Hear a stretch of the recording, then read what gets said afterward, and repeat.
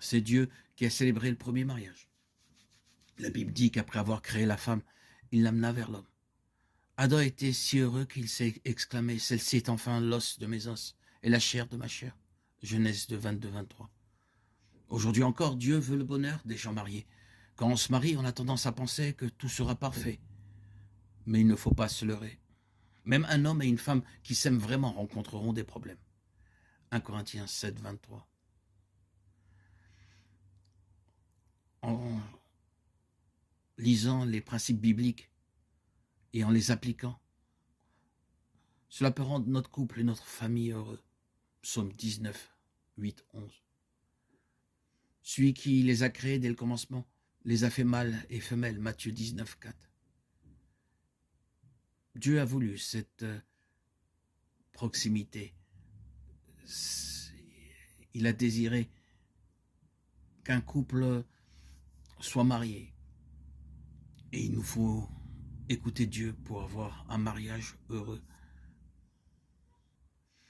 Il nous faut accepter le rôle que Dieu nous a attribué. La Bible nous dit, le mari est le chef de famille, Éphésiens 5, 23. Vous, mari, Dieu veut que vous preniez tendrement soin de votre femme, 1 Pierre 3, 7. Il a fait d'elle une aide qui vous correspond, et il veut que vous la traitez avec dignité et amour, Genèse 2, 18. Vous devez l'aimer si fort que vous voudrez favoriser ses intérêts plutôt que les vôtres, Éphésiens 5, 25, 29. Vous, femmes, Dieu veut que vous respectiez profondément votre mari et que vous l'aidiez à s'acquitter de son rôle. 1 Corinthiens 11, 3, Éphésiens 5, 33. Soutenez ses décisions et coopérez de tout cœur avec lui.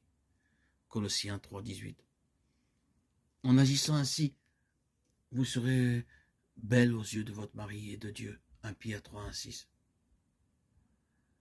Demandez à votre conjoint comment être un meilleur ami ou une meilleure épouse.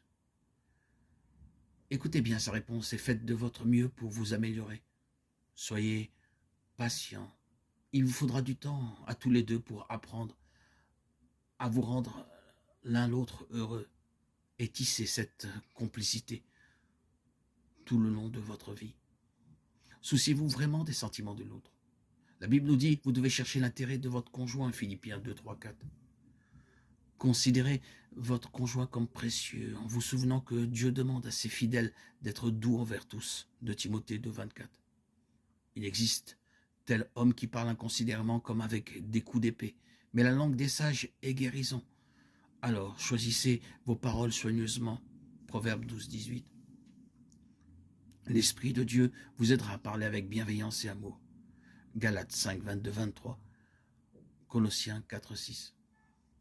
Avant de discuter de sujets importants avec votre conjoint, priez Dieu de vous aider à rester calme et ouvert d'esprit. Réfléchissez bien à ce que vous allez dire et à la façon dont vous le direz.